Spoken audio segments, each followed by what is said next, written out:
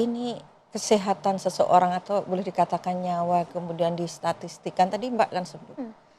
Karena buat kami, saya, BGN gitu, jangankan Mbak sebut ribuan, satu nyawa pun, satu kejadian pun, kami tidak inginkan itu. Kami tuh nggak mau ada kejadian kayak seperti ini karena tujuan kami ya pastilah nggak ada tujuannya ke situ gitu loh. Hanya selalu saya bilang ya kami ini salah gitu loh. Meskipun saya ini baru masuk 1 minggu gitu, saya baru dilantik sebagai wakil kepala badan 7 minggu, Ya, Mbak. 1 hari. 7 hari kemudian pam dihajar begini. Tapi saya tahu, nah karena kenapa saya tahu? Ini kan program Pak Presiden. Pak Presiden tuh sangat mencintai anak-anak. Udah di kepalanya itu anak-anak, rakyat tuh udah di situ aja gitu loh. Karena sebetulnya kan kalau Mbak tadi pandang, oh ini program ini kan bagus untuk mencerdaskan anak bangsa. Enggak sekedar itu. Tidak hanya itu. Wow. Membuka lapangan kerja. Mbak, kalau ada 30.000 ini, 1,5 juta tenaga kerja akan terserap langsung.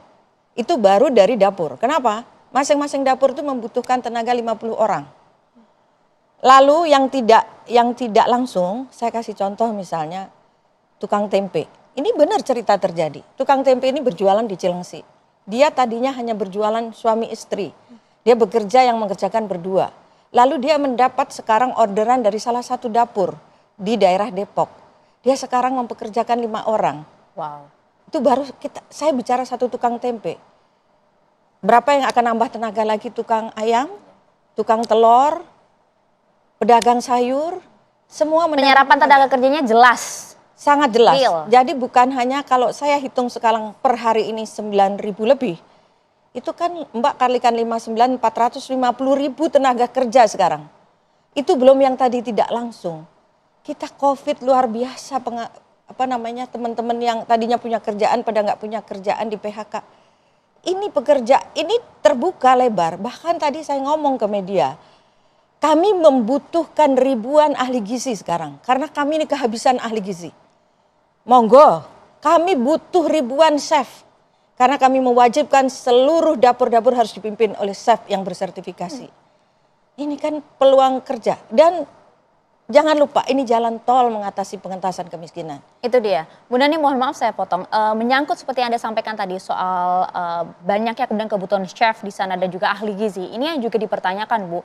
Ini chef yang Anda maksud ini, apakah memang orang yang betul-betul melakukan pendidikan, sertifikasi sekolah memasak, yang tentunya kalau kita lihat di sejumlah daerah kan banyak ya Bu ya, catering dengan tukang masak yang memang mungkin sudah berpuluh-puluh tahun gitu. Ini berbeda kan dengan chef sangat yang Anda maksud beda ini? karena gini, banyak orang bisa memasak. Ya, misalnya ya tukang masak catering dan sebagainya. Tapi belum tentu dia mengerti teknik pada saat memasak besar dan harus dalam waktu yang singkat. Kemudian sekaligus ya kan. Gitu. Suhu yang harus dipersiapkan. Jadi misalnya suhu yang harus dipersiapkan. Kalau menggoreng itu harus seperti ini tekniknya. Alat masaknya harus menggunakan yang seperti ini. Kemudian bahan yang tidak bisa, ini nggak bisa dicampur dengan ini karena nanti cepat basi. Itu kan chef yang tahu. Karena mereka emang benar-benar sekolah di situ. Dia kan punya sertifikasi. Dia kan pendidikannya kayak misalnya Mbak sebagai jurusan ekonomi akuntan. Mbak kan belajar terus soal akuntansi.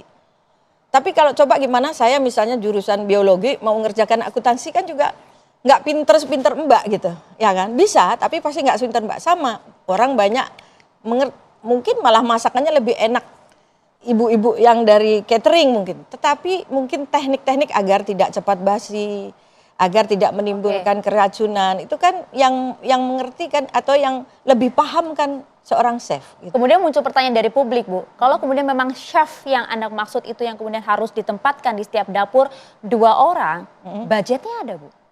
Kan gini, ada dong, kan gini, makanya kita minta chef tadi.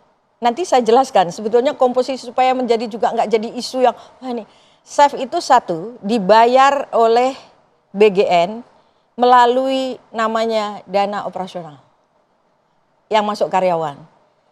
Ada lagi satu yang sekarang ada ketentuan kita tambahkan lagi harus punya chef itu yang dibayar oleh pihak mitra yayasan.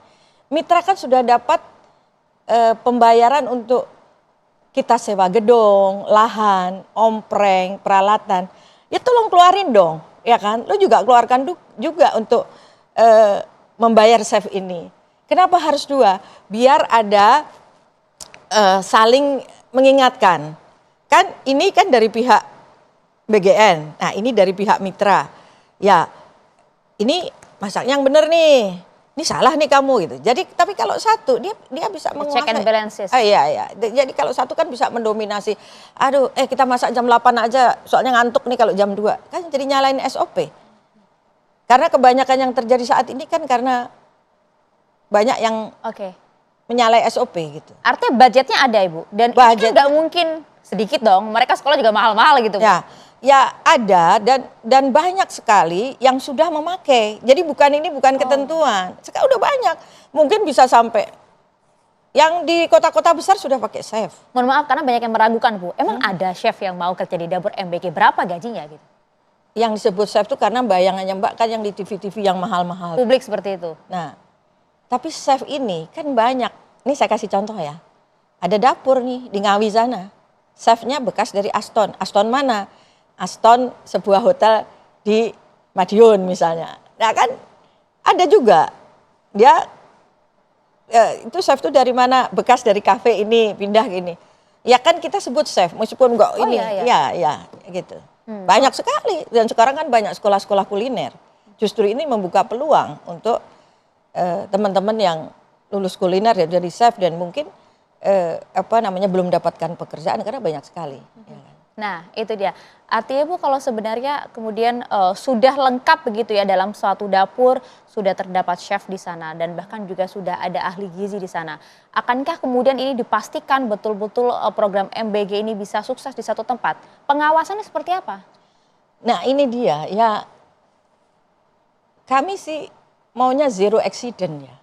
Zero nggak ada lagi. Kita nggak ada yang mau tentu ini terjadi. Ada yang mau lah Mbak. Nggak. Siapa mau tiap hari saya diwawancara dari pagi sampai malam? Siapa mau melihat anak-anak yang digotong-gotong seperti itu?